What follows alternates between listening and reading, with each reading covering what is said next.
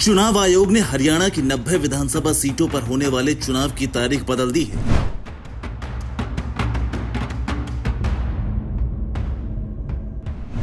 अब यहां 5 अक्टूबर को वोटिंग और 8 अक्टूबर को मतदान होगा। पहले मतदान की तारीख 1 अक्टूबर और मतगणना की तारीख 4 अक्टूबर रखी गई थी। अब कांग्रेस इसे लेकर बीजेपी पर हमलावर है और चुनाव तारीखों में बदलाव के पीछे बीजेपी का खेल बता रही है। सवाल है, चुनाव की तारीख बदलने से बीजेपी को किस तरह से फायदा होगा? आज आपको ये बताएंगे। साथ ही ये भी बताएंगे कि इससे किन किन सीटों पर भारतीय जनता पार्टी को फायदा मिल सकता है। लेकिन उससे पहले पूरे मामले को जानना समझना जरूरी है। दरअसल चुनावों की तारीख में बदलाव के लिए सबसे पहले बीजेपी ने मांग उठाई थी। बीजेपी के हरियाणा प्रदेश अध्यक्ष मोहन लाल बड़ोली ने वोटिंग के दौरान छुट्टियां और बिश्नोई समाज के कार्यक्रम की छुट्टियों का हवाला दिया था।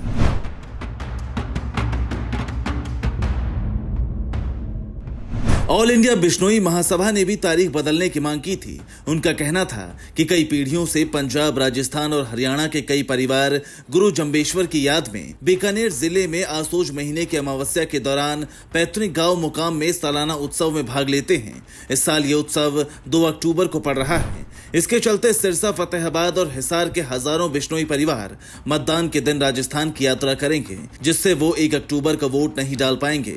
इससे मतदान प्रतिशत पर भी असर पड़ेगा, जिसके बाद चुनाव आयोग ने इसे लेकर मीटिंग भी की थी। उस दौरान इसे लेकर कोई फैसला नहीं किया गया था, लेकिन शनिवार शाम को अचानक चुनाव आयोग ने तारीखों में बदलाव का ऐलान कर दिया।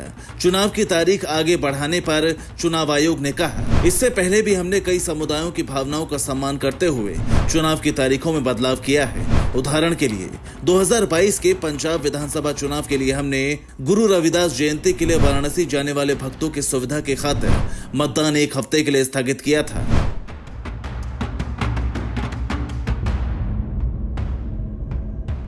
चुनाव की तारीख बदलने के बाद कांग्रेस ने बीजेपी को घेरना शुरू कर दिया है। क्या बोले, इलेक्शन कमीशन पर हम टिप्पणी क्या करें, इतने दिन चलता रहा। इसका मतलब ये तो कमजोरी कहीं ना कहीं दिख रही है भाजपा की। इतना लेट जाके भेजा, फिर इलेक्शन कमीशन ने इतना समय लगाया, तो इनको क्या लगता है जो लंबी रेस 10 साल की रेस नहीं जीत पाए तो वो 5 दिन में क्या करेंगे?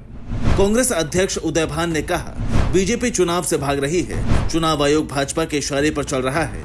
पूर्व मुख्यमंत्री भूपेंद्र सिंह हुड्डा ने कहा, जब बीजेपी ने चुनाव आयोग को पत्र लिखा तब मैंने कहा था बीजेपी हार मान चुकी है, चुनाव आयोग को अधिकार है, उन्होंने तारीख बढ़ा दी। सवाल है, बिश्नोई समाज का बीजेपी से क्या कनेक्शन है और क्यों उनका वोट डालना सैनी सरकार के लिए जरूरी है?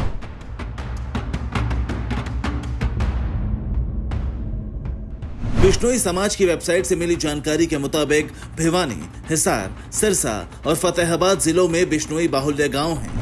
इनका असर करीब 11 विधानसभा क्षेत्रों में है, जिनमें करीब 1.5 लाख वोट हैं। इसमें आदमपुर, उकलाना, नलवा, हिसार, बरवाला, फतेहाबाद, टोहाना, सिरसा, डबवाली, एलनाबाद और लोहारू विधानसभा क्षेत्र शामिल हैं। हालांकि बिश्नोई वोट बैंक कभी किसी एक पार्टी का नहीं रहा, उसकी आस्था वक्त वक्त पर बदलती रही है। लेकिन इस बार बीजेपी को यकीन है कि ये वोट बैंक उसके पाले में आएगा और इस विश्वास की वजह है कुलदीप बिश्नोई।